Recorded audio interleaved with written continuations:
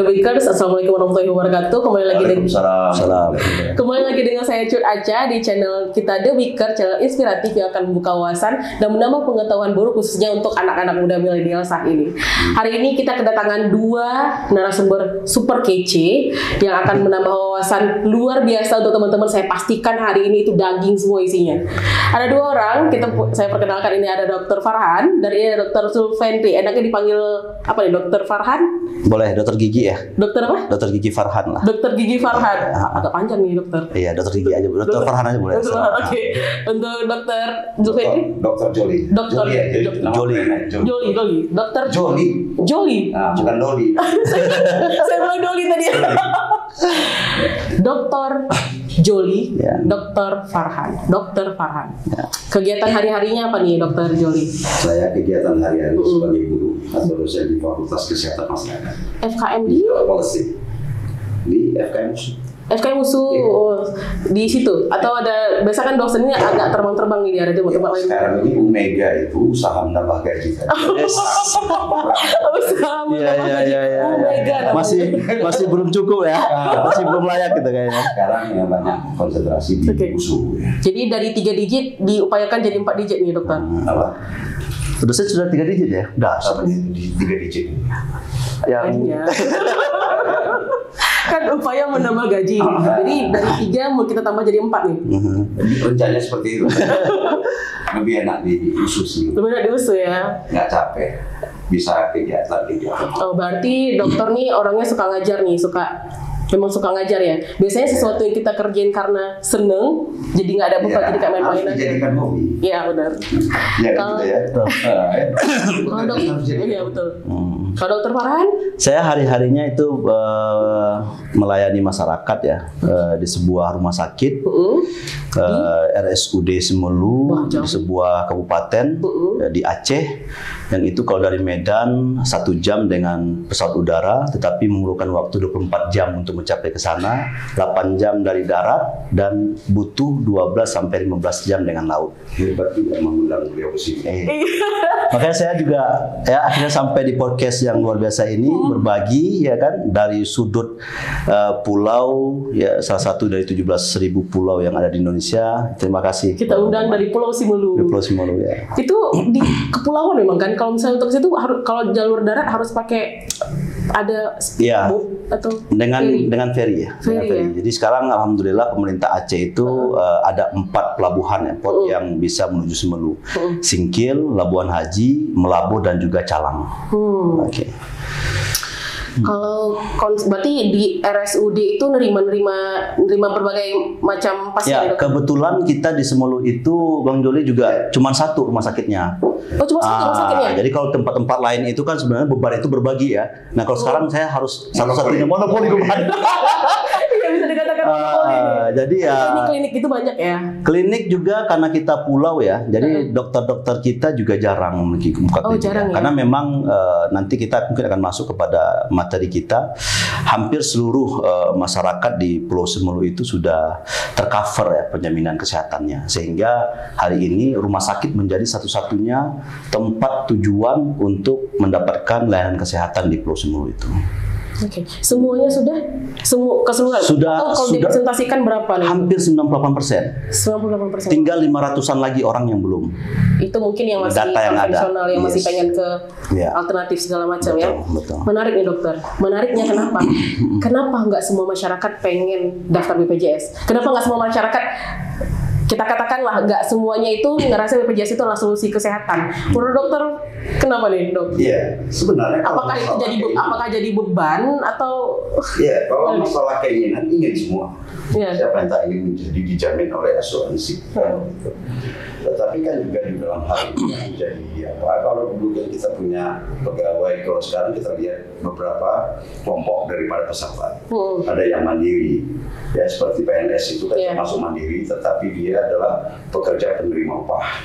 Kalau itu nggak ada masalah. Seperti saya sebagai PNS, anak saya 3, ditanggung 3, kemudian saya juga ditanggung, kemudian walaupun gaji itu dipotong 5%, ya. PNS dipotong 5%, tapi kan nggak terasa, nggak perlu mikir tiap bulan, gitu ya. Kemudian pekerja penerima upah mungkin sudah dibayar dari perusahaannya, mungkin sekian, kemudian berapa perusahaan, berapa dipotong dari pekerja dan pekerja. Ya. Kemudian ada kelompok bukan peserta bukan penerima upah. Itu yang masyarakat pada umumnya. Ya, masyarakat. Kemudian ada bukan pekerja. Bukan pekerja, ya. Bukan pekerja. Ini kan juga termasuk mandiri ya. Mandiri, betul. Kelompok mandiri. Kemudian kalau kita melihat dari data yang ada, misalnya kasus Kota Medan kemarin saya juga bicara. Kalau kita melihat dari peserta mandiri untuk menjadi peserta BPJS, animonya itu tadi semakin berkurang. Iya, kenapa tuh? Berkurang itu tadi mungkin dikaitkan kepada salah satu faktornya itu dikaitkan kepada beban, menjadi beban gitu ya. Iya. Karena peserta untuk menjadi peserta BPJS itu harus satu kakak. Iya. Tidak bisa separuh, satu orang, dua orang peserta yang lain tidak. Iya. Menjadi beban dalam konteks itu. Iya. Tetapi tidak menjadi beban, tentu juga tergantung kepada konteks yang lain. Tidak menjadi beban terutama adalah bagi masyarakat yang memiliki penyakit katastrofik ya, seperti DM, jantung, penyakit lama yang membutuhkan perawatan lama, terus menerus, jantung, hipertensi, ginjal, hipertensi dan lain sebagainya itu tadi. Kalau itu tidak menjadi beban bagi dia. Untuk yang jarang sakit, sakitnya cuma demam, batuk, pilek itu gimana tuh dok? Ya tergantung, ya masalah itu tadi. Yang menjadi beban itu tadi, kalau bagi peserta itu tadi untuk membayar, tentu adalah membayar iurannya. Betul. Apalagi dengan naiknya ini, ya kalau sekarang ini kan juga untuk kelas 3 35.000, kelas 2 itu 100.000, kelas 3 itu kelas 1 itu 150.000. Kalau dalam satu keluarga itu ada 5 orang, kalau diambil yang 35.000 plus 3 berarti kan setiap bulan harus mengeluarkan 105.000. Iya. Kan begitu. Ya kalau kemudian dibayar itu tadi kan harus punya rekening ya. Langsung dipotong langsung dan lain sebagainya. Auto debit ya. Masyarakat pertama ya kalau kita melihat kepesertaan ini tadi yang terdaftar sudah banyak. Tapi dulu masa-masa awal ya, banyak yang didaftarkan ya oleh apalagi masa-masa kampanye ya. Itu para politikus mendaftarkan, dibayar, didaftarkan. Setelah itu dibayar 3 bulan, bulan keempat dia dibayar. Kemudian masyarakat mendapatkan lagi dari PBI, mendaftar PBI. Sehingga dulu terjadi double-double. Kemudian dari clearkan yang double-double, ya kemudian sekarang ini tentu juga selalu ada pembenahan dan masalah kepesertaan. Nah, karena salah satu tujuan yang itu di dalam JKN kita ini adalah universal coverage. Tetapi yang selama ini kita bicarakan universal coverage-nya adalah kepesertaan. Kalau kepesertaan saya kita ambil untuk Sumatera Utara, kepesertaan Sumatera Utara sampai dengan Juli ini sekitar 80%. 80%. Mana 20% lagi? Kemudian untuk Kota Medan itu Oktober ini sudah mencapai, sudah naik lagi. Oktober kemarin itu 80%, 90%. Sekarang sudah 92%. Sehingga ada ya upaya Kota Medan itu tadi adalah akan mencapai universal cakupan saja. Ya, coverage cakupannya saja itu 100% diupayakan. Nah, itu berita isu yang terakhir nih ya. Nah, itu. Tetapi kalau kita berbicara universal coverage, tidak hanya cakupan saja. Tentu ada 3 hal yang harus bagaimana equity keadilan. Ya. Kemudian keadilan itu tadi di Medan dengan Nias tadi, dokternya bagaimana? Di Nias itu cukup nggak dokternya, tenaga mediknya. Kita khawatirnya kalau keadilan itu tadi juga tidak cukup masalah sebaran tenaga yang ada. Sakit itu tadi nanti ke kota besar semuanya duit BPJS ini. Iya. Nah, ya kan? Untuk FKTP ya. Kalau FKTL. Kalau FKTP ya nggak apa-apa. Berapa pesertanya itu tadi tetap aja. Ya, tentu kan juga itu satu. Kemudian kalau misalnya di daerah itu tadi nggak cukup, tenaga kurang dan lain sebagainya, main rujuk, terakhir kan juga capek juga rumah sakit, ya kan? Karena walaupun ada persyaratan 144 ya, kemudian bisa ada satu kebijaksanaan, bisa ada 144 berapa kemampuan daripada daerah untuk memberikan pelayanan pada tingkat FKTP, misalnya Medan 144, ada 8 diagnosa itu tadi, itu tidak menjadi kewajiban, berarti kan 144 kurang 8, itulah yang menjadi. Nah, kemudian tentu kan juga di dalam rujukan ini berkaitan dengan pelayanan itu tadi juga bagaimana kemampuan untuk melayani FKTP. Peserta itu tadi bisa memilih, sekarang kan bebas memilih ya Bang ya. Bebas memilih mau ke puskesmas, SKTP puskesmas atau klinik. Kan begitu. Tetapi yang lebih banyak itu tadi di puskesmas ya, klinik hanya sebagian kecil saja. Ya, apakah klinik tidak membuat suatu marketing sehingga preferensi masyarakat ke klinik ya, pilihan pindah itu tadi, pindah ke klinik mungkin tidak ya, atau apa? Nah, ini kan juga perlu juga satu kajian itu tadi itu ya. Nah, ini kan juga, tapi kan juga perlu juga kita ketahui lahirnya BPJS ini karena banyak masyarakat yang tak mampu. Tapi jangan dikatakan, ya, kalau saya memberikan persepsi, kalau banyak orang berobat, banyak orang yang berobat ke FKTP, itu bukan berarti dia sukses. Berarti tingkat angka kesakitan kita semakin tinggi, kan itu ya. Yang diharapkan itu tadi orang sedikit berobat, tetapi orang lebih banyak untuk berkonsultasi. Bagaimana menjaga kesehatan, bagaimana sekarang di rumah sakit itu tadi, kalau di Jawa itu tadi sudah ada psikologi ya untuk kesehatan mental. Kita di Medan, di Aceh sudah ada untuk pusat konsultasi yang memberdayakan psikolog. Itu di cover juga sama BPJS? Itu ada cover ya, dalam konsultasi. Karena diharapkan tadi konsultasi. Baik ya, tadi kan juga ya kita bicara ya, jangan dianggap kalau nggak datang itu tadi ataupun banyak masyarakat yang berobat ya. Maka sekarang ini kan juga BPJS ini seolah-olah berfokus kepada kuratif. Pengobatan. Kalau berfokus pada kuratif, miskin, wajar kepada ya defisit ya. Wajar karena banyak sakit, apalagi makanya kan juga harus diimbangi. Kalau kita melihat, kita juga sudah punya ya dalam tadi itu apa, bagaimana kegiatan preventif dan kuratif itu yang harus diutamakan itu. Tadi saya juga baca sebuah jurnal itu juga dikatakan di Filipina itu pada tahun 2000 dengan kebijakan perawatan diri ya, yang bertanggung jawab itu. Tentu juga mampu menekan pembiayaan dalam hal pengobatan, jaminan kesehatan negaranya. Kesehatan itu tadi. Tentu juga bagaimana misalnya tangan yang berkaitan itu tadi, kalau ngopi cukup-cukupnya lah, jangan sampai 10 gelas satu hari kan gitu ya. Nah, kalau minum itu tadi janganlah banyak-banyak gulanya. Ya, artinya menjaga ya sebelum itu. Ya. Kemudian itu tadi kan itu ya ke perawatan diri ya, tanggung jawab itu tadi. Tentu kan juga kita tetap sehat gitu ya. Tetap sehat berarti kan kita tak datang ke puskesmas. Kita tidak dirujuk gitu. Nah, itu tadi kalau itu bisa ditekan, walaupun kita sudah punya program Garmas, gerakan masyarakat sehat. Oh, gerakan masyarakat sehat. Bagaimana juga untuk lansia juga ada apa? Ada senam lansianya, ada prolanisnya. Betul. Tentu kalau ini ya, kalau lebih ini dikuatkan ya dalam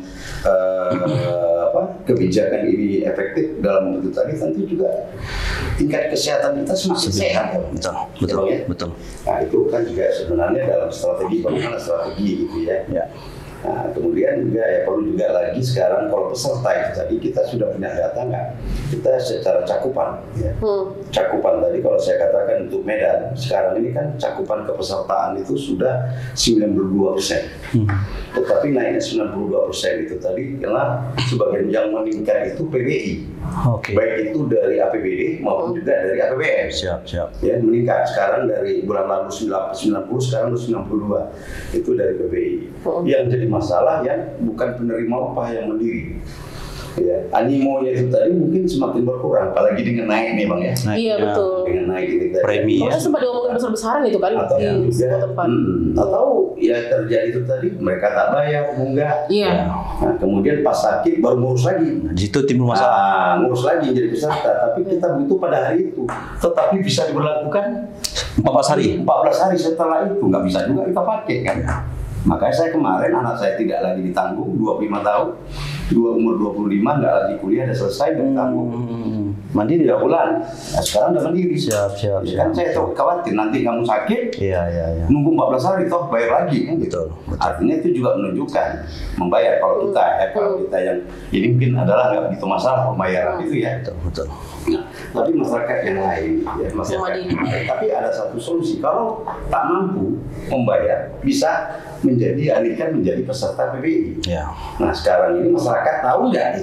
Ya. Saya aja nggak tahu nih. Nah itu kan tahu nggak itu tadi? Nggak tahu. Tapi kalau tidak tahu masyarakat berarti kan masih kurang di sosialisasi Betul. daripada kebijakan itu. Iya. Dan si kita ini kan selalu miskomunikasi sehingga tuding menuding. Ya. Iya bang ya. Tuding menuding. Nah, makanya itu ya. Makanya dikatakan kalau dari saya tadi juga dikatakan apakah memberatkan atau tidak BPJS itu. Ya. Tergantung konteksnya. Kita lihat dari mana ya. Tapi kalau masyarakat yang disebut dengan kelompok katastrofik ini tadi ya itu nggak memberatkan.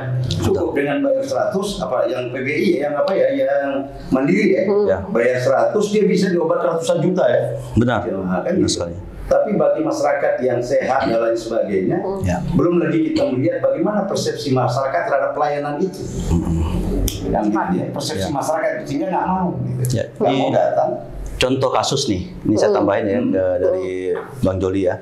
Contoh kasus misalnya pada pasien-pasien yang memang rutin seminggu itu minimal 2 kali cuci darah. Iya. Nah, cuci darah ini memerlukan kos 700 sampai 1 jutaan. Sekali cuci darah. Sekali cuci. Joli. Berarti 1 minggu dia bakal keluar kos sekitar 2 Hampir juta. 2 jutaan. Oke. Nah, kalau dia kemudian tidak masuk ke dalam kepesertaan jaminan nasional, bisa dibayangkan berapa yang harus dia keluarkan dalam seminggu bahkan 1 bulan. Nah, disinilah sebenarnya bahwa jaminan kesehatan nasional ini sangat berperan. Manfaatnya sangat luar biasa.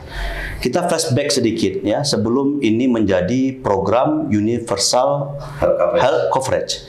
Nah, di mana siapa yang mau silakan, siapa yang tidak silakan. Iya, awalnya seperti itu Nah, ya. Iya betul. Apa yang terjadi? Kita melihat bahwa ya puskesmas sepi, rumah sakit sepi. Karena apa? Ya masyarakat ketika ingin berobat di kepalanya langsung, ini saya harus siapin berapa uang Dulu ya. ya dulu ini. Iya, Nah, ngomongin dulu. lalu kemudian saya melanjutkan apa kata Bang Joli tadi bahwa akhirnya alhamdulillah muncullah ya proses jaminan kesehatan nasional ini atau kita sebut dengan JKN. Nah, jadi ini harus dipisahkan ya. Ini teman-teman para audiens, the beaker ya kan, ini harus dipisahin. Jadi ada jaminan kesehatan nasional. Itu program. Itu programnya BPJS. Programnya. Tidak, jangan dulu, kita nggak bicara BPJS dulu. Oke. Jadi Beda ada ya? program jaminan kesehatan nasional namanya. Jaminan kesehatan. Oke. Itu adalah program pemerintah. Ya. Lalu kemudian untuk melaksanakan program ini kan perlu badan. Perlu yang melaksanakan. Nah, itulah yang kita sebut hari ini yang menjadi tema kita, BPJS. BPJS ini adalah badan pengelolanya. Pengelola JKN itu ya. Iya. Jadi ada badan yang mengelola program jaminan kesehatan nasional ini.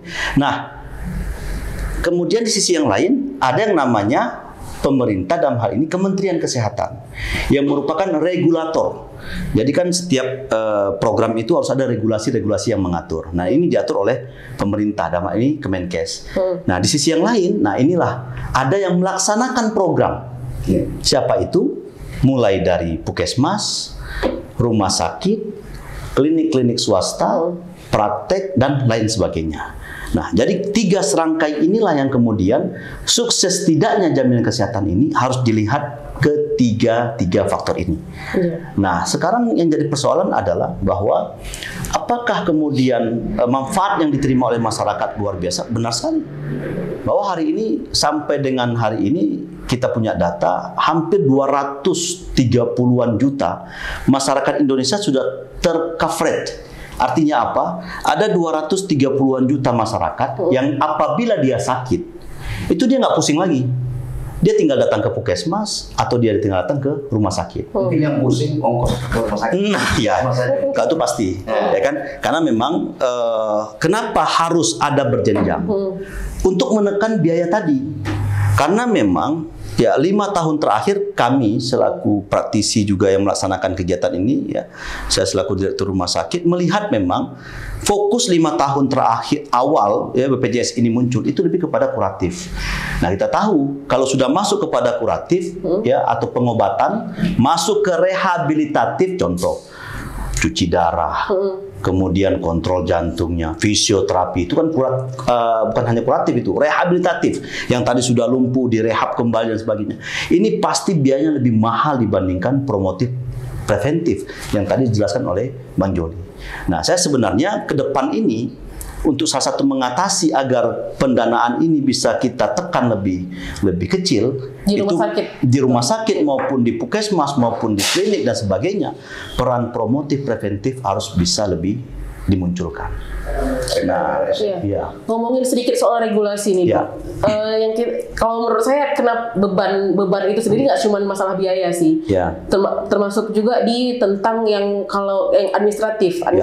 Misalnya tuh kenapa sih BPJS ini kita tuh nggak kayak asuransi lain, Betul. yang mana kita tuh tinggal datang ke rumah sakit aja, nunjukin kita punya BPJS ya tinggal masuk kayak gitu. Ya. Kenapa BPJS ini harus ke puskesmas dulu, Ya. merujuk dulu, baru bisa kita ke rumah sakit? Itu kan sebenarnya jadi kayak masalah. Ya. Masalahnya kayak sebenarnya jadi ribet sih kalau menurut saya. Ya. Ya karena tadi Kenapa harus seperti itu? karena begini, kalau kita melihat bahwa dalam rangka menekan ya. Jadi ada beberapa diagnosa seperti yang dijelaskan oleh Bang Joli ya.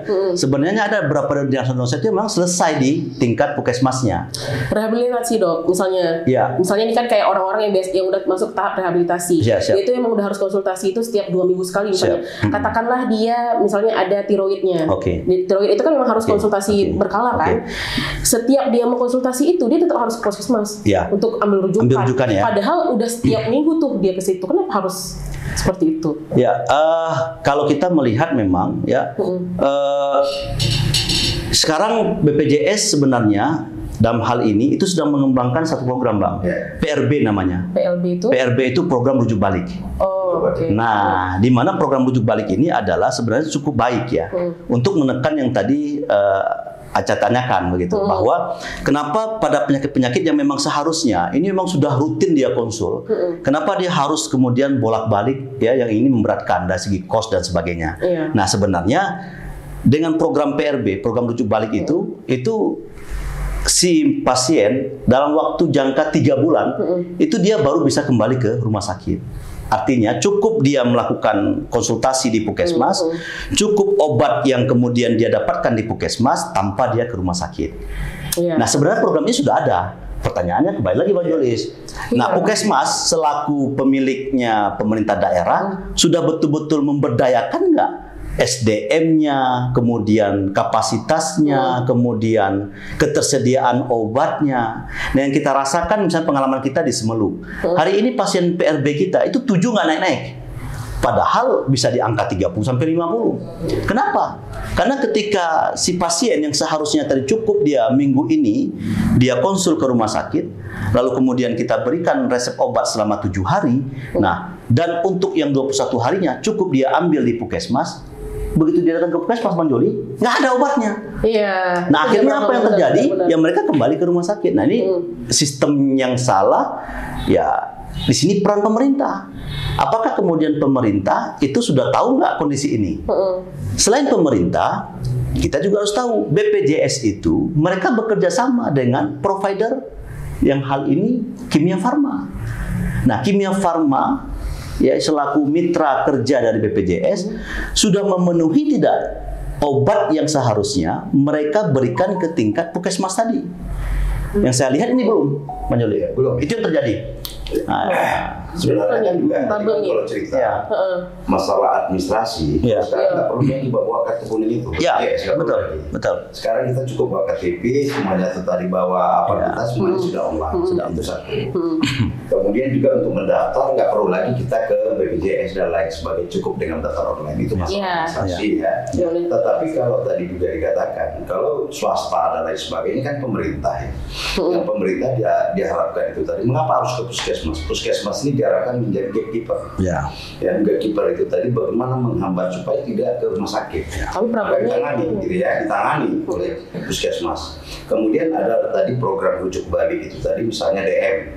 Nanti penanganan pemeriksaan itu kan ada di rumah sakit. Ya. Nanti balik lagi, nanti masalah nanti obatnya. atau Kelanjutan obat dan suntiknya, sebagainya ya, suntik cukup di gula itu tadi, itu ya, nanti cukup di puskesmas atau ya. ke apotek yang telah bekerja sama dengan Dengan BPJS, betul. Rumah sakit ini adalah mitra BPJS. Ya. Ya, rumah sakit menjalankan program ini tadi ada standar SOP-nya. Ya. Harus begini-begini. Puskesmas juga demikian, klinik juga demikian. Ya. Itu yang ujuk balik. Yang ujuk balik itu tadi gula, kemudian ada hipertensi, dan lain kemudian stroke sebagainya. dan sebagainya. Ya. Nah itu tadi kan juga ya, untuk apa? Ini kan juga kalau misalnya ke rumah sakit semua Ya, perlu. bisa bangkrut nih negara ini. Ya. Ya sekarang kan bagaimana memberdayakan? Ya. Sekarang itu memberdayakan puskesmas itu tadi diharapkan kalau belakangan ini program puskesmas itu bukan tempat lagi diharapkan untuk berobat, tapi tempat konsultasi. Yes. Saya misalnya kalau sebelum sakit datang Ya. konsultasi kepada Ya. dokter, datang konsultasi kalau misalnya masalah ada sakit jiwa ke Ya. psikolog, ada situ tadi, Ya. ataupun juga masalah mental gitu ya. Kita konsultasi sehingga sebelum terjadi sakit itu yang diharapkan sebenarnya, tapi kan belum berjalan nih nampaknya ya. Ya. Tetapi sekarang ini masih cenderung lebih besar itu tadi kepada tindakan kuratif berobat, ya, tindakan kuratif. Kemudian kalau nggak sanggup itu tadi rujuk.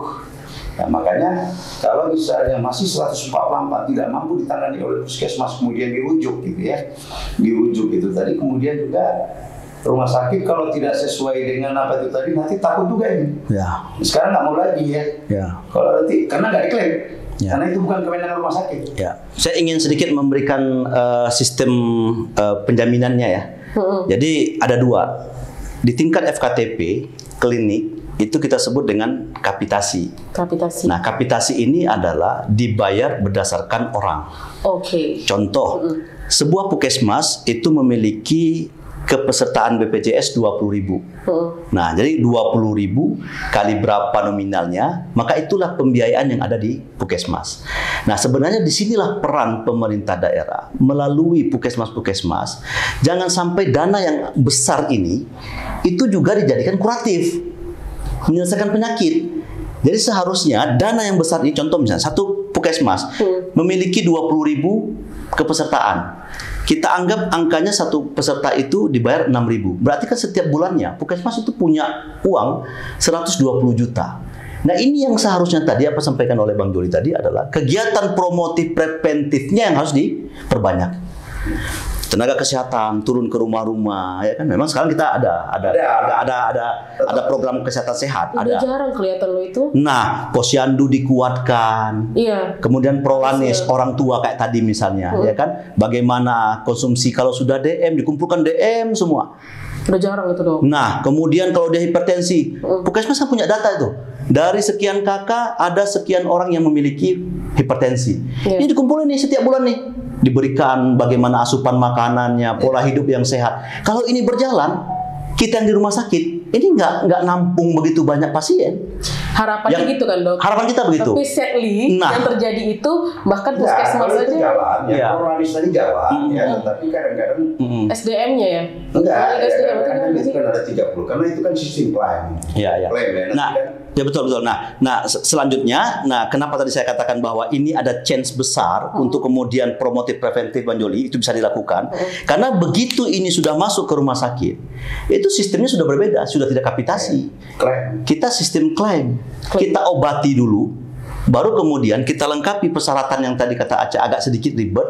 Ini beban kita di rumah sakit yang kita rasakan begitu. Iya, bila tidak sesuai dengan administrasi yang nanti diverifikasi oleh BPJS, maka ada yang disebut dengan klaim pending. Klaim pending. Jadi ada yang kita rasakan misalnya ada total 600 pasien rawat inap, ada 1.000 atau 2.000 pasien rawat jalan. Begitu kita klaim ke pihak BPJS, yang itu sudah kita lakukan verifikasi di tingkat internal, ada verifikasi internal namanya. Kemudian juga ada coder yang mengcoding dan sebagainya. Kita majukan ke BPJS, mereka juga ada sistem verifikasinya. Nah, begitu tidak cocok verifikasi ini, itu kan menjadi klaim pending. Nah, ini yang kemudian terkadang sering sekali menjadi persoalan di pembiayaan di rumah sakit. Dan juga jadinya panjangnya sistem itu, panjangnya proses administrasi itu seringkali buat pasien ini ngerasa kayak diabaikan. Yes. Dan seringkali timbul lagi permasalahan, timbul lagi pemberitaan kalau kita pakai BPJS gitu kita malah bakalan diabaikan, beda dengan kalau kita bayar gitu. Seringkali itu kejadian. Ya, memang tidak bisa kita pungkiri ya. Memang kita sampaikan begini. Kalau ada 2 pasien yang kemudian datang mengatakan bahwa ini saya mau bayar sendiri, dengan kemudian satu pasien yang mengatakan ini saya pasien BPJS. Memang psikologis kita penerima pelayanan adalah ini yang satu uangnya di depan, yang satu uangnya di belakang, dan ini pun masih belum tentu begitu kan. Nah, tetapi memang ya, ini di akhir-akhir itu sudah jarang terjadi bahwa kita punya kewajiban, ya perbedaan itu tidak bisa. Karena memang hari ini bahwa ya contoh ya ada yang kita menerima pasien itu ya, apalagi kalau seperti di Aceh lah ya, yang itu sudah hampir UHC. Kita di Semulu itu sudah hampir 98% UHC. Ya tidak ada lagi pasien umum.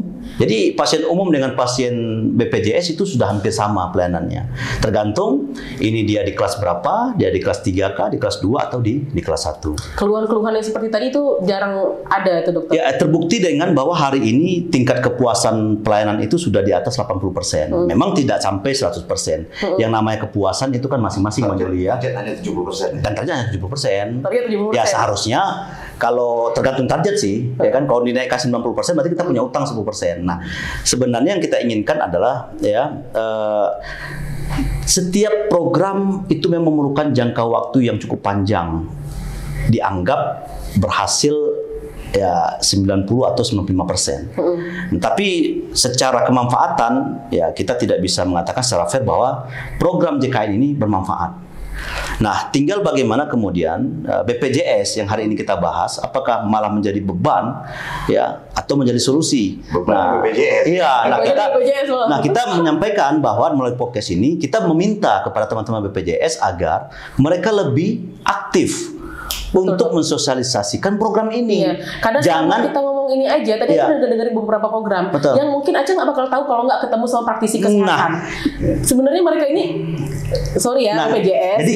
Jadi kenapa sampai begini? Apakah karena BPJS itu monopoli, cuma sendirian, jadi ngerasa nggak bersosialisasi, jadi masyarakat biar tahu sendiri atau kenapa sih? Mungkin perlu kita jelasin sedikit ya. Kalau kita flashback ya, ada beberapa dulu sebelum ada program JKN yang kita menjadi kewajiban seluruh penduduk Indonesia wajib menjadi peserta BPJS misalnya atau peserta JKN ini.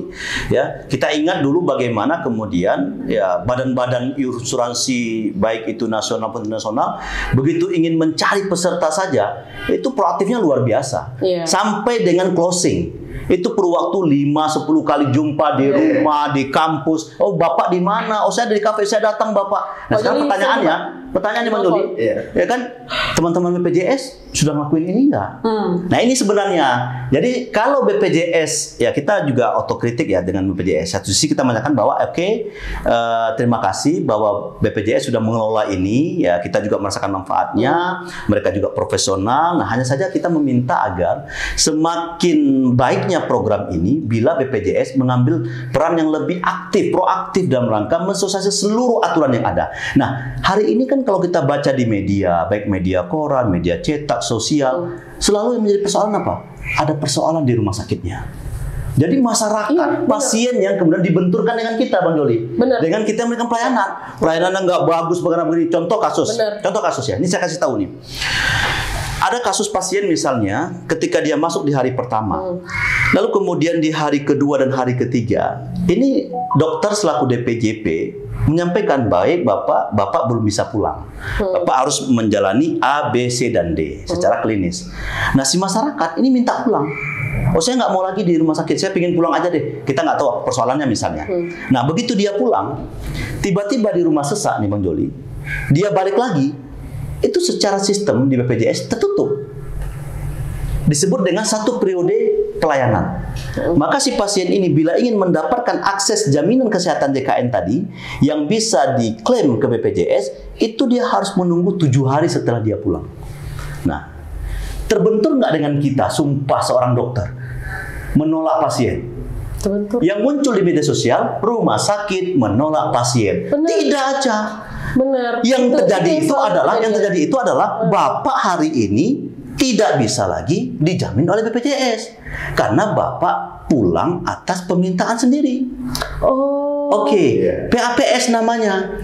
Bapak kalau mau kami layani dengan BPJS, Bapak nanti datang di hari ke-8.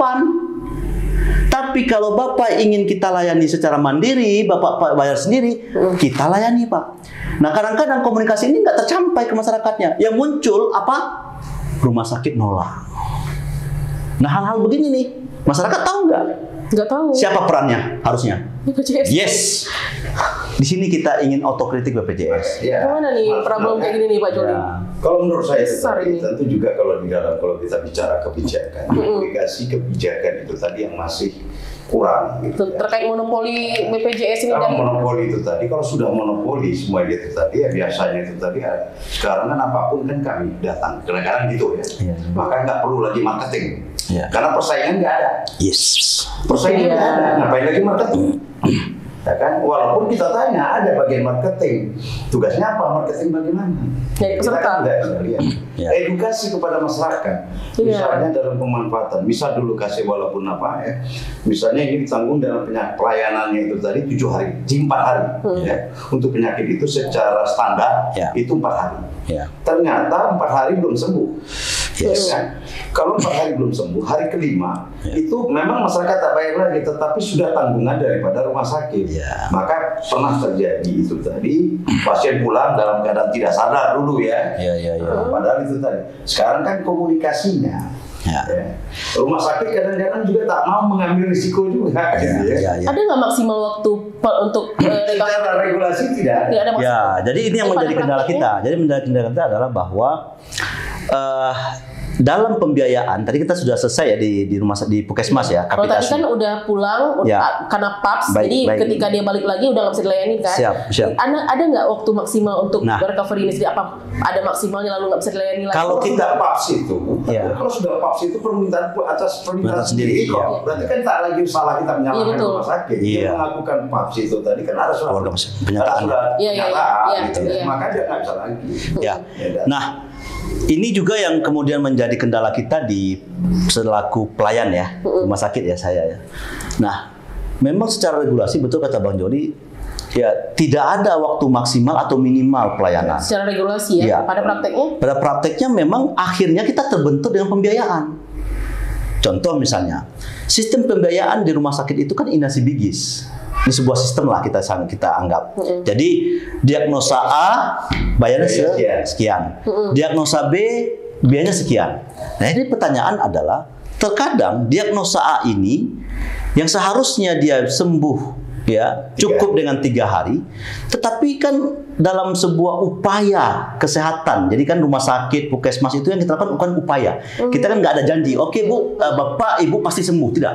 Oke Bu, Bapak, kita melakukan upaya ya Bu ya, agar Ibu sembuh dan sebagainya. Nah dalam melakukan upaya ini terkadang kita butuh waktu lebih, Iya, 7 betul. hari, 8 hari, 9 hari. Nah, yang jadi pertanyaannya adalah kelebihan waktu ini sudah tidak lagi masuk dalam paket yang dibayarkan oleh Nah, inasi lagi menjadi bigis. ya.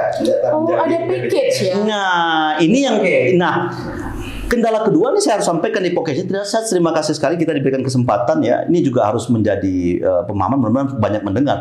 Pemerintah selaku mengambil kebijakan juga mendengar ini gitu, bahwa teman-teman semua harus tahu bahwa sejak JKN ini 2014 dan sistem inasi bigis ini berlaku 2014, sekarang 2022, sampai sekarang tidak ada perubahan angka pola tarifnya. Jadi angka inasi bigis 2014 itu masih kita pakai 2022. Ini Bang Joli nih.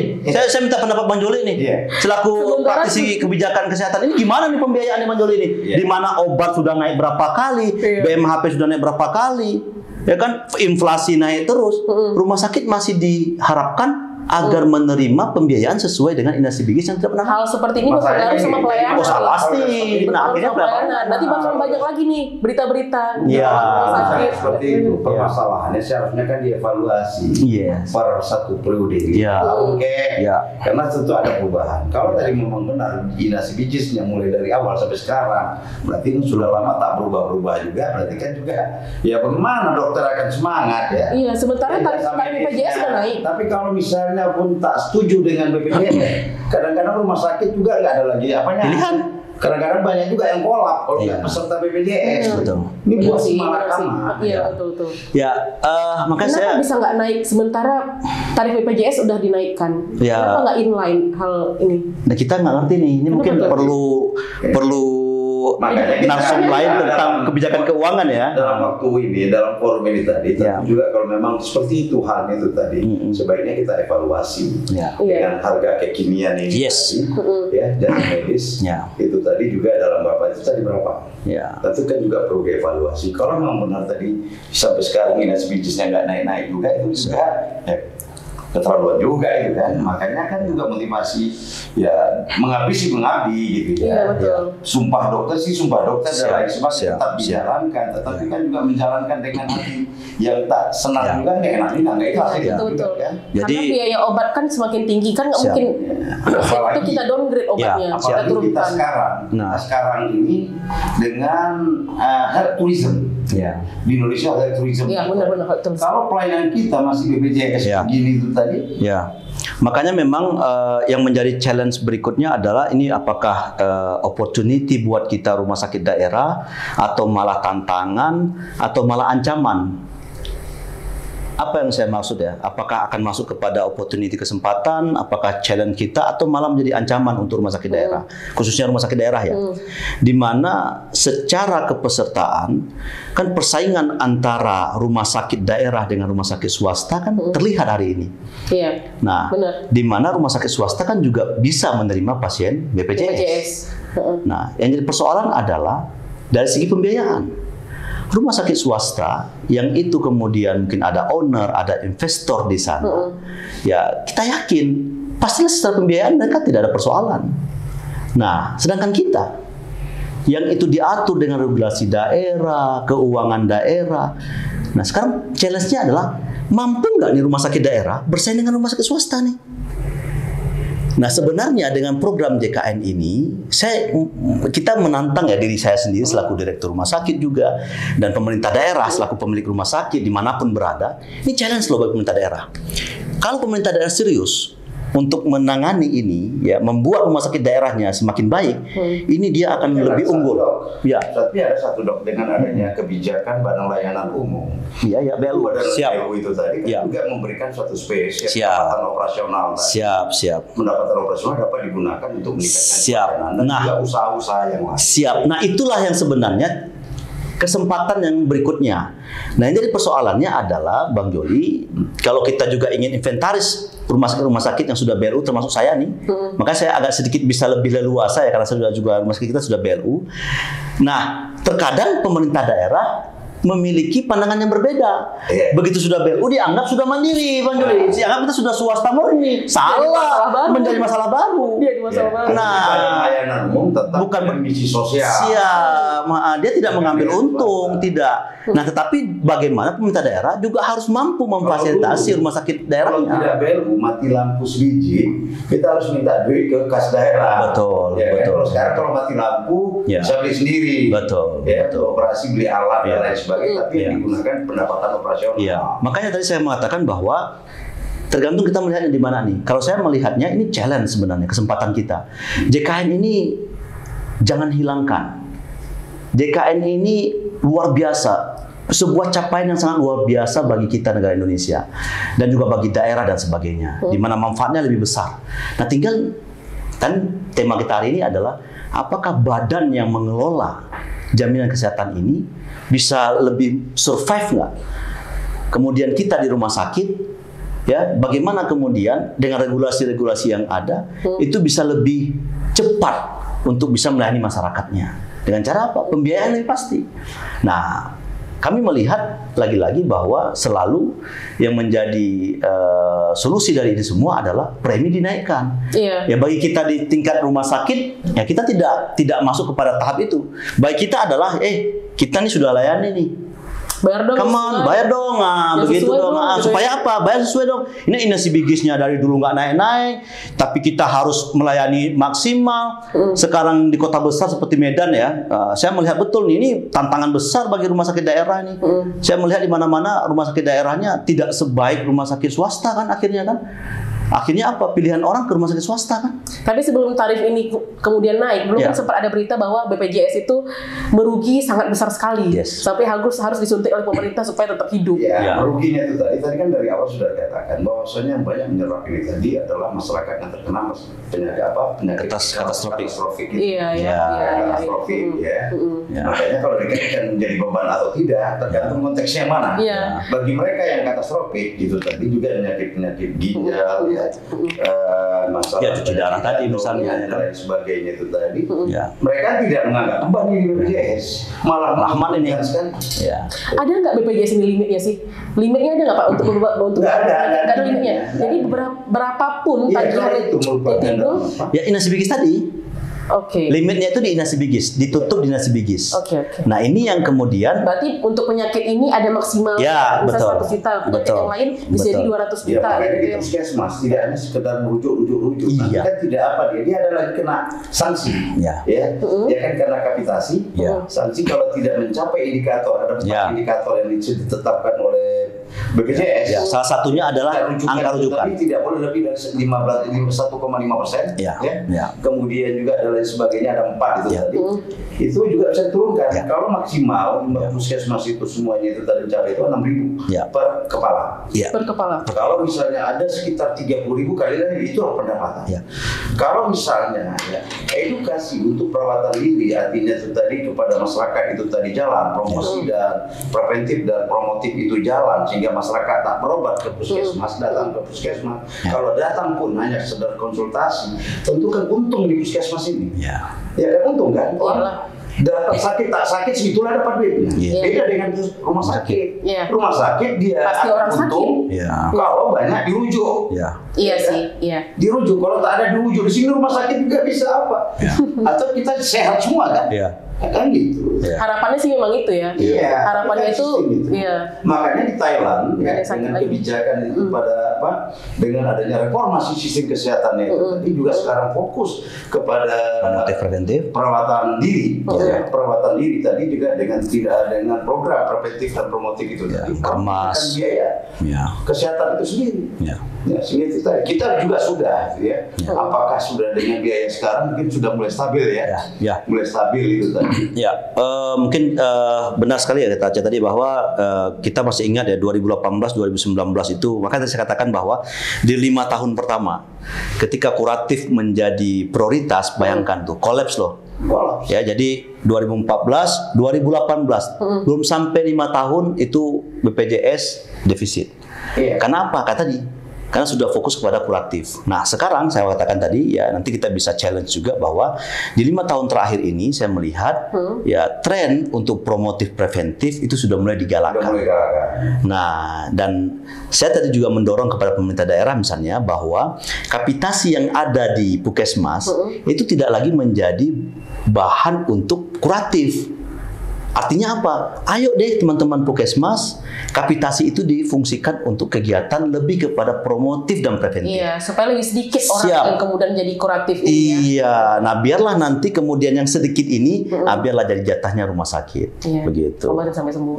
Nah makanya memang kita melihat sudah ada perbaikan sih dari BPJS saya melihat, karena memang saya terus terang Aca 2014 saya terlibat, saya di dinas waktu itu ya, yang kemudian juga menjalankan awal kali itu kan pasti teman-teman di puskesmas. Saya bergerak pertama di puskesmas, saya kemudian juga di dinas kesehatan, kemudian hari ini saya di rumah sakit. Jadi ke seluruh proses ini saya harus ikuti gitu. Makanya kemudian saya berani mengatakan bahwa apakah BPJS ini semakin lama semakin memperbaiki sistemnya, saya melihat ada. Nah, inline nggak sama berkurangnya pasien kuratif? Atau inline nggak sama berkurang semakin kan dokter dari 2014 nih katanya. Makin berkurang nggak orang-orang sakit ini sebenarnya? Kalau kita melihat ya data yang ada itu 2019, 2020, 2021 ya, orang yang kemudian menikmati atau maaf ya bahasanya itu lebih kepada memakai fasilitas kesehatan ini itu semakin menurun. Ya, 2019 itu di angka 430-an juta, lalu kemudian 300-an juta dan seterusnya. Nah, sebenarnya ini yang hari ini kita lihat sepertinya ya kan kita sudah jarang mendengar bahwa BPJS defisit. Udah nggak pernah sih, baru sekali itu kemarin. Nah ini yang kita harapkan agar yang pertama tadi di tingkat puskesmas program preventif promotifnya dijalankan, kemudian di rumah sakit tolong dibantu kita untuk kemudian program PRB-nya, program rujuk baliknya, kemudian obat kronisnya. Yang PBI tadi juga nggak terinfo tuh. Yang mana nih? Yang apa sih? Yang kalau yang BPJS yang bisa ada penambahan apa tadi? Oh iya, nah jadi mungkin kita ingin sedikit juga menyampaikan ke masyarakat bahwa ada yang disebut dengan kepesertaan PBI kan? Ya. Betul. Jadi ini peserta penerima iuran ini, yaitu yang ditanggung oleh pemerintah pusat. Juga ada PBI daerah atau kita sebut dengan Jamkesda tadi. Untuk bisa masuk ke tahap itu caranya gimana tuh, Pak Duli? Bagaimana? Untuk agar bisa kemudian ditambah jadi PBI. Ya kan gini kan juga sekarang kan bagi masyarakat yang tidak mampu kan Iya, betul. dengan masa pandemi ini tadi kan juga banyak yang kena PHK. Iya, betul. Kalau sudah kena PHK berarti kan BPJS-nya nggak ada lagi nih. Betul, BPJS Kesehatan Tenaga Kerjanya nggak ada lagi. Iya, betul. Kemudian mereka kan juga kadang-kadang nggak ada lagi melanjutkan membayar sehingga penundaan. Ya. Kemudian kalau misalnya kan juga yang apa kalau misalnya mereka tak mampu membayar, tentu mereka bisa melapor ke dinas sosial. Ya. Karena yang masalah pendataan itu tadi dinas sosial. Ya, melapor, kemudian juga apakah bisa beralih kepada PBI. Ya. Dan Oh itu peralihan ya, bukan? Ya, peralihan. Oh peralihan Ya, jadi dari ya. Mandiri ke PBI atau dari PPU kepada Mandiri. Ya. Karena kena PHK kan, Iya. jangan kan itu bayar itu aja pun nggak ada. Ya. Bisa ke apa? Kemudian dari dinas sosial sudah dicatat, nanti kan Verifikasi, masuk ke dinas ya. kesehatan. Ya. Nanti kan yang membayar ini tadi dinas kesehatan ke BPJS kan. Ya. Tapi yang melakukan ini tadi adalah dinas sosial itu sih.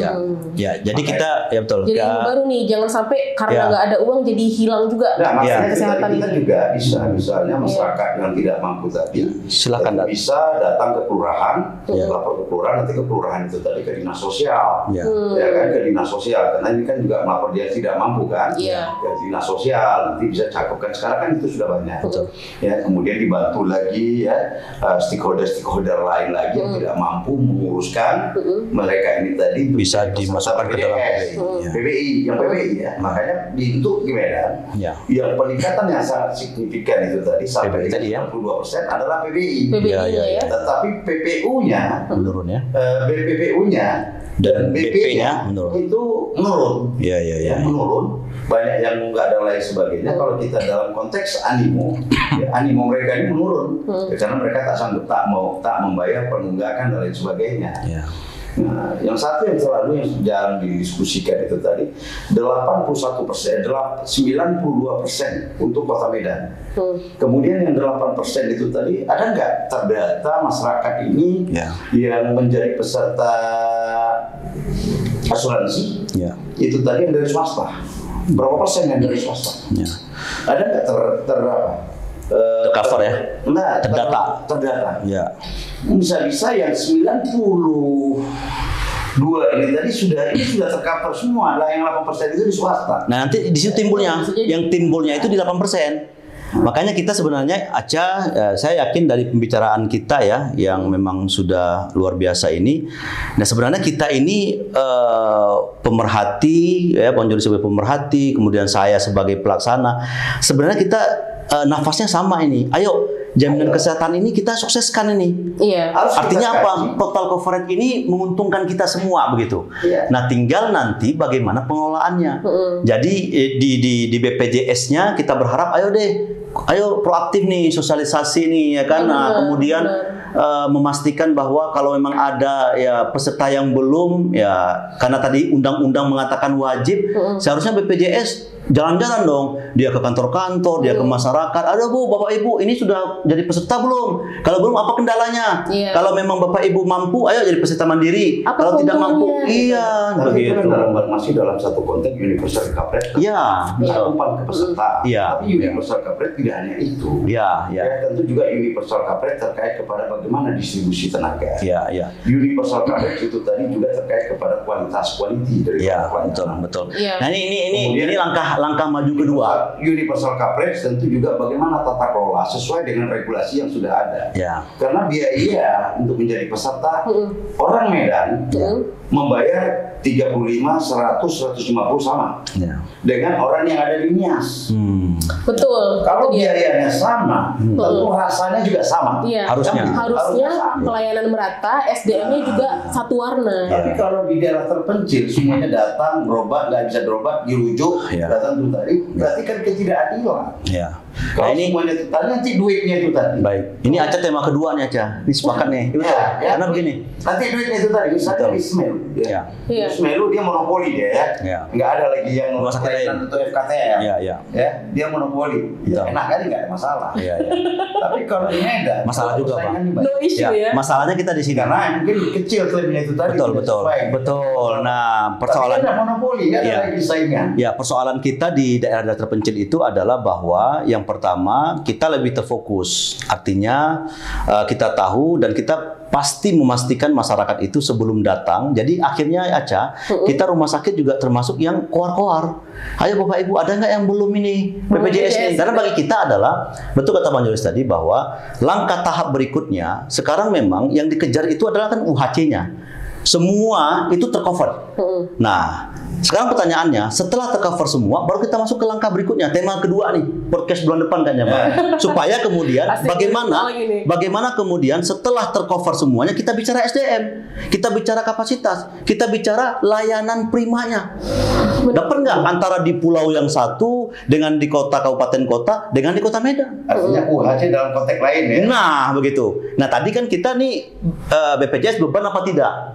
Ya, kita sudah bahas panjang lebar. Oke. Nah, Yang beban itu siapa? Iya. Apakah beban dari betul. BPJS Nah, atau beban masyarakat? semangatnya apa? Karena Semangatnya semuanya ternyata ada beban ya. Ya, Negara punya beban, betul. rumah sakit ada beban, Pasti. masyarakat pun Nah, semangat kita apa? Ayo, saya selaku direktur rumah sakit, semangat saya adalah ayo masyarakat pastikan diri Anda terjamin kesehatannya. Supaya apa? Tidak timbul. Jadi sudah timbul kesehatan masyarakatnya, timbul kesehatan sosialnya kan? Iya. Tidak mampu bayar, kemudian nanti setelah nanti 1-2 hari dilayani, siapa yang jamin? Nah, jadi kita masuk kepada itu dulu. Nah, kita melihat dalam hal ini sudah hampir. Karena tercatat bahwa hanya tinggal 40 juta lagi loh aja masyarakat Indonesia yang belum masuk ke dalam kepesertaan BPJS. Hari ini data kita sudah angka 230-an, Bang. Iya, sekarang itu tadi kan juga perlu lagi, apakah mungkin yang sisanya itu tadi sudah BPJS swasta? Nah, kemana kita? Asuransi swasta mungkin sudah. Iya, mungkin. Nah, Nah, kita minta betul. pemerintah. Yuk, data deh gitu ya. Ya. Minta pemerintah itu tadi. Betul. Sisanya ini tadi mereka ini memang apa benar mereka Betul. belum mendapatkan Betul. memiliki asuransi? Betul. atau sudah swasta. Swasta. Ya. Nah, yang Data kedua, swasta betul, tadi lah yang betul. harus tahu-tahu kita mungkin sudah 100% Ya. universal coverage terkait kepada peserta. Ya kan? Nah, tahap kedua, bila ingin pelayanan kita baik, nah ini kami, ayo nih melalui podcast ini nih, ya kan suarain deh, inasi bigisnya diperbaiki pola tarifnya, Iya gitu kan, dong. kita capek nih, kan? Masa sudah 8 tahun tidak naik-naik Iya. begitu kan? Evaluasi lah. Nah, evaluasi lah, ini inflasi sudah di mana-mana begitu. Masa preminya udah naik? Yes, ini supaya kita bisa memberikan yang terbaik kepada masyarakat. Betul. Itu Semuanya sih. sudah naik, tentu Iya. konsekuensi harus Sudah kan, naik, gitu. betul. Kan gitu ya. Artinya kebutuhan sekarang. Kalau dulu saya bercita-cita kapan gaji 1 juta gitu. Iya. Waktu itu gaji saya 78.000. Isya. Apa Tahun itu? 90 ya. Oh iya, iya. Oke. Saya gajinya 1 jutaan. Karena Dan sekarang 2 dulu digit kan ceritanya kan? Sekarang ternyata sudah naik 1000 kali lipat. Ternyata ya belum cukup juga. Ya, artinya, Iya. artinya apa? Kebutuhan itu tadi kan juga relatif Iya. relatif itu tadi. Iya. Apalagi dokter, kebutuhan dokter Nah, tadi juga ya. mungkin Nanti bisa- kita lagi mungkin bisa masalah jasa medis. betul. Satu topik lagi kita Ya. bicara tentang jasa medis. Ya. Bagaimana sih jasa medis dokter ini sekarang dalam penentuan itu? Ya. Ya. Kemudian juga jasa medis itu tadi, kemudian bagaimana jasa medis dikaitkan dengan Baik. BPJS ini tadi. Ya, karena itu tadi kalau BPJS kadang-kadang tak menarik juga. Saya menawarkan 2 sebenarnya solusi terbaik, Bang. Kalau tidak mampu menaikkan inasi bigisnya, ayo perbaiki pendapatan nakesnya. Negara mau pilih yang mana? Oke. Kita kaji di podcast berikutnya kayaknya. Iya, ya, Iya. Semuanya. Podcast Artinya berikutnya tentang nakes, Iya. tentang kenaikan emisi bigis atau nakesnya yang dinaikkan gajinya, Yes. juga terkait karena itu akan ada kaitannya dengan SDM Iya. dan pelayanan kepada pasiennya artinya kembali. itu harus dikaji secara holistik, tidak Betul. hanya sekedar Ya. sedikit ini tadi ya, karena semuanya ini kan akan berdampak ini, ya kan harus secara holistik. Itu ya kadang-kadang kita belum ya secara holistik. Karena begini kan, ada satu tema yang juga besar hari ini, kan devisa negara lari ke tetangga, hampir 70 triliun lebih hanya untuk berobat kan. Iya. Nah ini juga tema menarik Bang Joli ya, kenapa masih gitu? Kalau dokter ingat dulu JKA itu kita di Jaminan Kesehatan Aceh itu sempat mau bikin program berobat gratis ke Penang. Yes. Ya kan? Ya itu kan dijamin ya JKA. Iya betul. Kelebihan JKA. Ya, tapi sebenarnya salah Bang Joli, harusnya salah. ke SJA harusnya. Kalau saya setujunya itu harusnya SDM kita rumah sakit daerahnya. Betul. Iya. Iya, harusnya diperbaiki. Karena kita juga, kalau saya mengatakan itu tadi, kadang-kadang kita tak percaya dengan produk kita. Yes. Iya. Produk kita. Makanya. Kita even pemerintah nggak percaya ya. Iya. Owner rumah sakit, kalau dia sakit, berobat nggak ke rumah sakitnya? Kemana dia berobat? Itu satu perilaku ya. Iya ya, gimana tuh Pak? Dokter kalau berobat di rumah sakit sendiri atau ke rumah sakit? Kalau kami ada rumah sakit lain kan? Oh iya juga ya. Pasti di rumah sakit sendiri gitu ya. Itu kan juga satu apa. Kadang-kadang juga pemerintah, ya pemerintah itu tadi kalau sakit ke sana, kemudian dulu ya diumumkan, menyalah-nyalakan Pak. Sekalian itu sebenarnya marketing daripada negara tetangga kita, dimarketingkan dari mulut ke mulut, ya kan? Artinya bagaimana? Sekarang Medan, Sumatera Utara, atau semua provinsi sekarang harus menggalakkan health tourism, health tourism itu. Nah sekarang mana rumah sakit rujukan yang terbaik di Sumatera Utara? Rumah sakit pemerintah kah atau rumah sakit swasta? Ayo. Nah itu kan nanti bisa dilihat. Iya. Makanya kemarin juga dari Kemenkes, dari Direktorat Mutu atau apa Dirjen Mutu itu tadi juga sedang melakukan demonstrasi dan juga advokasi untuk dapat mengajak atau memahami tentang pasien safety itu kan juga ya, pasien safety ya. Pasien safety itu bagaimana meminimalkan terjadinya insiden. Kalau bisa menzerokan tidak ada insiden. Tentu dibangun suatu budaya itu kan juga sangat menarik, karena kemarin juga dari Kemenkes, dari Dirjen Mutu atau Dirjen Nah, Mutu itu tadi juga sosialisasi terhadap itu. Ya, ada juga informasi yang sedikit kita sampaikan, silakan nanti kawan-kawan juga mau gali apa tidak gitu ya, bahwa apakah pemerintah sekarang juga ada upaya nggak untuk meningkatkan mutu layanan rumah sakit ada melalui apa? Program akreditasi. Itu nanti tema yang berbeda deh. Tapi nanti kita akan bahas itu. Iya, bagaimana? Karena itu nggak boleh sedikit dibahas. Iya, betul. Apakah akreditasi kalau kita melihat itu tadi? Begadang 2 bulan. Nah, makanya perlu tema berikutnya Bang. Itu juga panjang. Nah, itu juga panjang. Nggak, kita kasih clue-clue aja nih untuk kemudian The Baker ya kan, melalui podcast Media Group-nya nih jalan terus gitu ya. Bersedia diundang lagi kan? Siap gitu. Andai kata ini adalah tujuan untuk meningkatkan derajat kesehatan masyarakat, kapanpun kami siap. Oke, semangatnya sama. Masyarakatnya ini tadi. Tujuan kita adalah meningkatkan derajat kesehatan. Di sistem kesehatan, masalah kesehatan itu tadi untuk meningkatkan derajat kesehatan masyarakat adalah tanggung jawab seluruh segenap bangsa. Artinya bukan hanya pemerintah, bukan hanya dinas kesehatan, bukan hanya rumah sakit, tetapi siapa? Subsistem yang harus terlibat dalam upaya peningkatan ini. Itu yang harus bicara, jangan di dinas kesehatan sendiri yang itu tadi tak akan mungkin tercapai. Makanya bagi saya kalau ditanyakan ke saya selaku pelaksana dari kegiatan jaminan kesehatan ini, program ini, bahwa bagi saya ini adalah opportunity sebenarnya. Ini kesempatan besar, peluang kita untuk semakin memperbaiki pelayanan kesehatan di Indonesia. Kecuali menjadi itu tadi, kaya pun tidak, miskin pun tidak. Gitu ya. Betul. Tetapi kalau sudah sampai di atas 5 juta, di atas 1 juta, miskin dia. Kalau masih 1 juta masih sanggup berarti ya. Berobat kan? Di atas 5 juta sudah miskin dia. Rata-rata sudah. Walaupun saya pegawai negeri, kalau sudah 5 juta itu tadi miskin juga. Iya betul. Karena ibaratnya sebenarnya kalau asuransi ini, kita itu ibaratnya kayak sedia payung sebelum hujan. Iya. Jadi memang kalau sakit itu pasti. Tapi kapan sakitnya? Kita nggak tahu.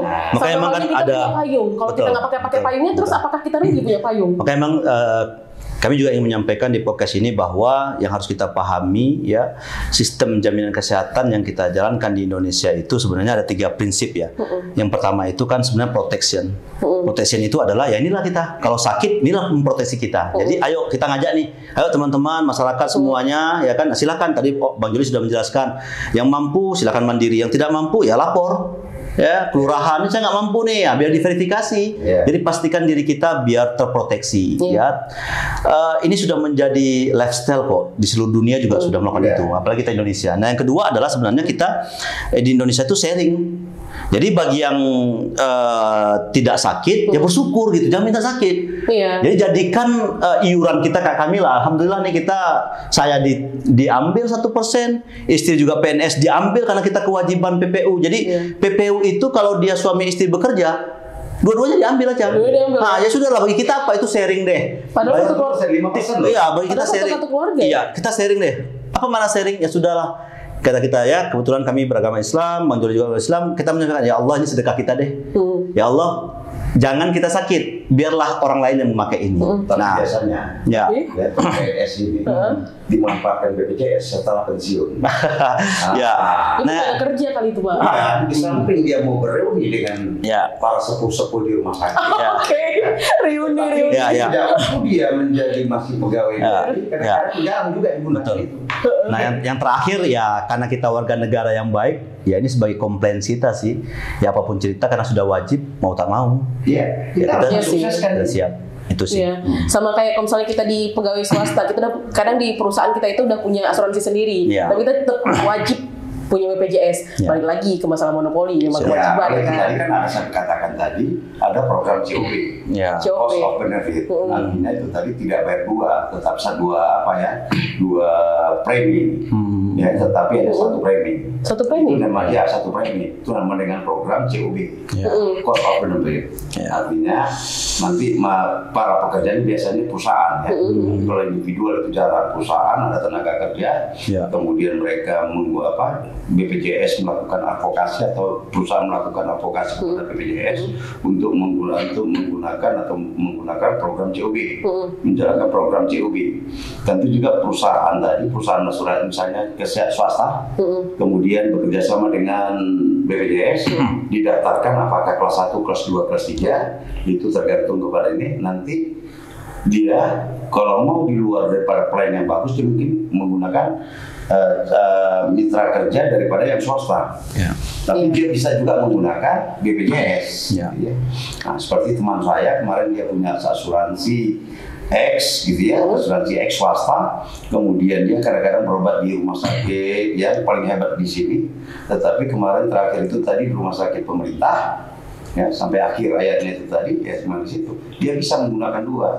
Mungkin perusahaan dia itu tadi. Berarti dengan dua premi ya? COB. COB tadi gitu ya. Makanya ini kan juga harus dulu waktu muncul COB itu banyak kali dibicarakan itu tadi. Sekarang kok tenggelam lagi gitu ya. Balik lagi ketidaktahuan. Mungkin kalau ini bukan individual tapi dia perusahaan. Perusahaan ya, mungkin perusahaan-perusahaannya juga kurang dapat sosialisasi juga. Kalau misalnya tadi Caca mengatakan itu tadi, makanya sekarang ini kan masalah sosialisasi daripada berbagai kebijakan ini masih terbatas walaupun sudah ada ya.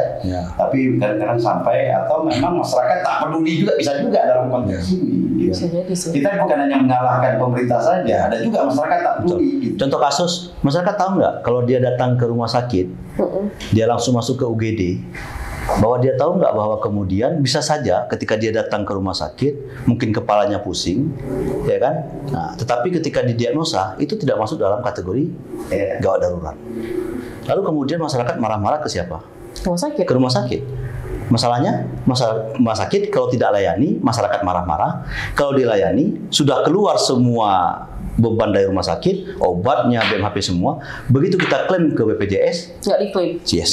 Karena dianggap tidak darurat. Nah, begini-begini, ayo siapa deh? Ayo BPJS. Nah, jadi tadi kita sudah imbau ya masyarakat. Kita juga autokritik buat kita. Nah, kita juga BPJS. Sekarang kita ke rumah sakit. Lebih bagus kita karena di KTP ke puskesmas. Betul. Karena yang melakukan triasi kita itu juga puskesmas.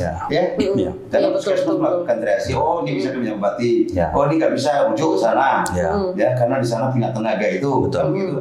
Atau mungkin bisa diseluruhkan sekarang sistem regional. Mau di mana yang apa ini tadi? Betul. Ya, mau di mana? Nah itu kan juga, nah itu bukan berarti kan dengan adanya BPJS ini sebenarnya puskesmas itu sebagai gatekeeper. Betul, jangan cuma kayak asal rujuk gitu ya. Rujuk, kalau rujuk itu tadi berarti yang kasihan rumah sakit. Betul. Walaupun kasihan rumah sakit, klaimnya semakin besar ya. Juga gitu. Tapi tadi itu tujuannya. Ya kita khawatir harusnya ada preventif dari ada persoalan berikut yang kita khawatirkan.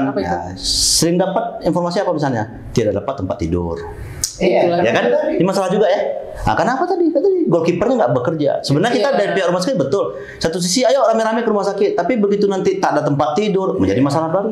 Iya, harusnya benar tadi di awal sekali itu puskesmas itu bisa saring yang mana penyakit yang harus dirujuk, yang mana bisa mereka handle. Kadang-kadang lagi dari FKTP dengan FKTL, kadang-kadang nggak connect juga ya. Kadang-kadang. Nah, siapa perannya ini? Selalu ada miss di tengah-tengah SDM. Siapa perannya? Ayo dinas kesehatan deh, yuk sama-sama. Jadi sebenarnya kita podcast ini luar biasa ya Bang Jul ya. Ini kita ingin membuka cakrawala kita semua kepada anak-anak muda mungkin yang menjadi audiensnya. Ayo setiap apapun yang di challenge oleh negara itu bisa kita challenge juga gitu, bahwa kita bisa bicarakan, kita harus tahu dulu nih pokok perkaranya biar kita tidak mencak-mencak dan sebagainya. Dan mungkin sedikit informasi dari kami ini bisa memberikan penjelasan dan ingin mendalami apapun kita juga sangat siap gitu. Namanya diskusi, perbedaan pandangan itu boleh saja. Betul. Semakin kaya dengan khasanah itu tadi. Betul. Harus kita respon dengan positif, jangan negatif. Yes. Itu aja sebenarnya saya. Memang setiap kebijakan itu tadi tidak ada kadang-kadang yang sempurna pasti. Tetapi kan Tapi kata kunci Bang, kita sepakat Bang ya, pokoknya JKN jalan terus ya Bang ya. Ini wajib ya. Tetapi kalau ada perbaikan, implementasi itu harus. Implementasi. Kalau regulasinya sudah bagus. Ya, mulai dari kadang-kadang implementasinya ada masalah. Ada miss.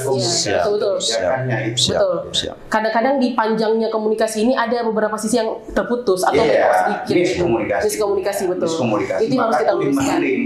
Nah, bagaimana kita mengurangi tuding menuding pemerintah menyalahkan masyarakat menyalahkan pemerintah, BPJS menyalahkan rumah sakit, masyarakat menyalahkan rumah sakit. BPJS. Ini harus kita selesaikan ini. Dan ujung-ujungnya rumah sakit masuk media rumah sakit. Iya. Padahal yang terima. Betul. Padahal tadi Aceh udah jelas ya, teman-teman audien udah jelas ya bahwa sebenarnya ada sih yang aturan-aturan itu bukan di rumah sakit. Iya. Nah, ini yang harus tersampaikan. Itu yang harus kami ketahui. Karena kan kami yang muda-muda ini kan intinya itu tadi ada komunikasi. Betul. Kami yang muda-muda ini kan masih masa yang berapi-api, masih emosi nomor satu. Ketika nanti kita nganterin orang tua, terus tiba-tiba regulasi terlalu panjang, ini padahal dilayanin gitu kan. Apa karena kami pakai BPJS, kenapa makanya nggak dilayanin? Kan jadi kayak gitu. Itulah kadang-kadang yang sudah muncul. Sekarang karena belum satu pemahaman. Artinya knowledge daripada masyarakat. Itu dia. Bukan ada gap dengan knowledge dari provider, baik itu rumah sakit maupun juga dari BPJS ada masyarakat, masih ada gap. Makanya itu tadi selalu lakukan edukasi, edukasi jadi, itu tadi pada masyarakat. Jadi kita pernah menyampaikan ke, kita bisa anggap para pejabat eselon deh. Nah, kasus pertama tadi tentang gawat darurat. Di situ baru wah begitu Dokter Farhan gitu. Nah itu tadi tuh berarti ada komunikasi yang kurang, sosialisasi mungkin yang masih harus ditingkatkan gitu ya. Nah, termasuk misalnya ketika dia rawat inap. Nanti lebih enak lagi ya. Masalah kita itu juga masalah komunikasi juga. Komunikasi terapeutik kita juga masih bermasalah. Betul. Mengapa orang lain? Kalau masalah kualitas, qualified daripada tenaga kesehatan kita nggak kalah dengan negara. Tidak. Sebenarnya enggak. Masalah komunikasi saja. Betul. Maka komunikasi inilah intinya. Jadi ada keluarga pasien yang dia nggak tahu bahwa harusnya di hari pertama dia sudah ngurus nih. Dia mundur. Nanti dia ngurusnya di hari keempat. Begitu di hari keempat sudah ketutup secara sistem. Nah, ini kan juga nggak tahu. Padahal diberikan kesempatan 3 hari loh. Panjang itu 24 jam itu. 2 hari. 24 jam. Untuk rawat inap 3 hari Bang. 3 hari. Ya, rawat jalan 1 hari. Artinya ini kan juga bagus. Nah, kadang-kadang masyarakat nggak mendapatkan informasi ini. Kayak saya tadi, yang penting saya sudah bawa kartu, aktif nggak aktif saya nggak tahu. Yang penting saya peserta BPJS. Begitu dicek nggak aktif, timbul masalah di situ. Timbul masalah. Yang jadi rumah sakit deh. Pasti. Rumah sakit petugas pendaftaran. Kan garda depannya di situ. Cukup bawa KTP, kasih orang BPJS sana dicek aktif. Siap. Sebenarnya itu aja. Kalau tidak aktif nggak bisa dilayani. Baiklah umum. Kalau aktif ya udah ya kan gitu. Nah ini kan juga perlu ya yang apa itu tadi. Karena kalau mau aktif lagi ada denda juga ini. Tapi dendanya itu tadi maksimalnya 12 bulan. Kalau 3 tahun juga didenda, aku nggak salah tuh 12 bulan aja.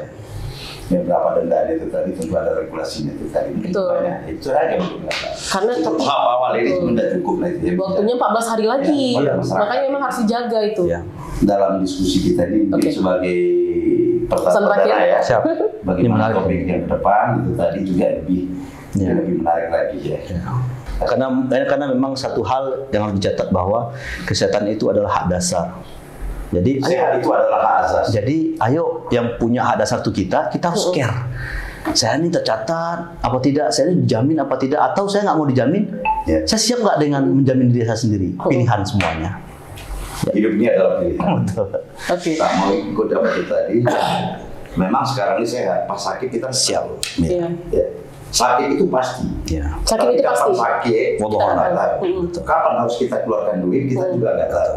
Maka untuk tadi Gambar itu sebagai suatu pengamanan, itu tadi kan juga adalah salah satu ini lah, yang disebut dengan Jaminan kesehatan. jaminan kesehatan nasional ini. Oke, kalau kita balik lagi ke tema kita, beban atau solusi. Sebenarnya solusi ya. Ya. Kalau misalnya kita ngomongin beban itu, semua pihak ada bebannya. Kembali lagi ke masalah komunikasi. Ya. Komunikasi ini. Beban tadi dalam konteks apa? Iya, dalam Tidak konteks semua apa? konteks itu adalah beban. Ada beban, iya betul. Terus lagi mengenai iuran, yang satu saya ngerasa nggak sakit tapi saya tetap harus bayar, Ya. gitu. Sebenarnya sekarang udah ada layanan depan di puskesmas, yang mana kita itu bisa konsultasi kapan aja, misalnya cuma pusing aja atau Seharusnya itu, kalau masalah, pusing, tadi ada konsultasi. iya betul, nggak perlu sampai masalah diet Supaya juga tahu bisa apa kan, lagi, Ya. gitu ya. masalah psikologi juga bisa ternyata di Puskesmas. ada layanan di puskesmas. Jadi nggak perlu kayak semua itu dirujuk ke rumah sakit, nggak Ya. perlu sampai ke situ. Jadi kita Kembali lagi, puskesmas betul. ini jadi gatekeeper itu. Betul. Kalau Kembali itu lagi, sudah dia apa? Sudah berhasil, maka berhasil lah ini. Betul. Walaupun kita masih bertahan dibandingkan yang lain, masih bagus ya. Jaminan kita bisa rasa itu. jadi kalau nggak mau rugi, manfaatkanlah layanan garda depan ini, layanan di puskesmas Iya. ini untuk berobat, untuk konsultasi segala macam. Siap. Jadi kalau dibilang beban, nggak beban sama sekali. Belum Ya tentu kan? beban. Belum tentu beban. Oh, kalau dibilang beban, belum tentu tentu beban. Tergantung perspektif pikiran masing-masing orang. Siap. Mungkin kita akan buat lagi podcast selanjutnya mengenai SDM Siap. dan mengenai satu lagi Bos yang kita regulasi. lakukan ini masalah kapres tadi Oh, ini masalah dalam coverage. konteks yang lain, Oke. tidak hanya dalam konteks Ya. cakupan kepesertaan saja, Ya. Oke. bisa dalam konteks dari bagaimana tata kelolanya, bagaimana equity keadilan tadi, juga dari mutu dari Yang ada pelayanan dalam itu sendiri kan bisa kita gali lagi gitu ya. Ya. Oke. Kalau ini kan masih general. Debatnya masih general sekali. Kalau misalnya tadi kita mau bahas semua tuh cuman kulit-kulitnya aja, rasanya nggak pas. Masih kulit-kulit. Iya. Makasih banyak Terima Dokter kasih. Joli, makasih banyak Dokter Siap, Farhan sama-sama. atas kesempatan hari Aca, ini. luar biasa. Jangan kapok untuk kita undang lagi ya. Sangat Karena bakal diundang bahkan lagi. kita berkepentingan. Oke. Jadi kalau ada yang tidak mengambil peran ini, yang seharusnya teman-teman BPJS ya mengambil peran ini, sosialisasi, ya nggak apa-apa deh. Kita siap nih. Ya ini kan juga masuk marketing juga. Marketing nih. Iya. Ya. Bagian dari sosialisasi juga Betul, nih kita betul. wakilin sebenarnya. Karena kita tidak ingin timbul persoalan di kemudian hari. Lebih Ya. bagus kita bicara di awal, kita paham bahwa ini adalah hak dasar kita, Ya, dan betul. kita ambil peran kita masing-masing supaya kemudian di kemudian hari, bila takdir itu datang, sakit dan sebagainya, kita sudah terjamin secara baik. Karena sakit itu pasti. Ada satu yang boleh. Mari kita sukseskan Universal Coverage. Siap. Bagi yang belum punya, Yuk, segera Ayo, kita dukung JKN. siap. Nah, itu betul. Itu juga ini ya. Karena itu untuk kita semua sebenarnya. Ya. dan pengelola juga harus proaktif. Jangan mentang-mentang, jangan hanya sekedar menunggu, tapi juga harus proaktif. Ya. Bagaimana menggaet masyarakat ini tadi untuk menjadi peserta. Ya. Mungkin itu. Ya. Mungkin tema berikutnya, apakah perlu BPJS 1, 2, 3, 4 mungkin? Itu monopoli ya. Itu cukup Menarik tuh, menarik. Menarik tuh. itu. Menarik Ayo. tuh. Menarik itu. Supaya ada Rival. pikirkan lagi. Oke, sekali lagi terima kasih. Sama aja. Terima kasih Dokter Farhan. Sama-sama. Makasih banyak. Ya, terima kasih. Sekalian sekian podcast kita hari ini. Akan sampai jumpa di podcast kita selanjutnya. Jangan lupa di like, comment, and subscribe channel kita The Beaker. Dan jangan lupa juga untuk datang di The Beaker Coffee di Jalan Dr. Mansur dengan menu andalannya bebek bumbu ireng. Dan jangan lupa juga di setiap malam minggu kita ada live music. Sekian dari saya dan para narasumber kita. Assalamualaikum warahmatullahi wabarakatuh. Waalaikumsalam warahmatullahi wabarakatuh.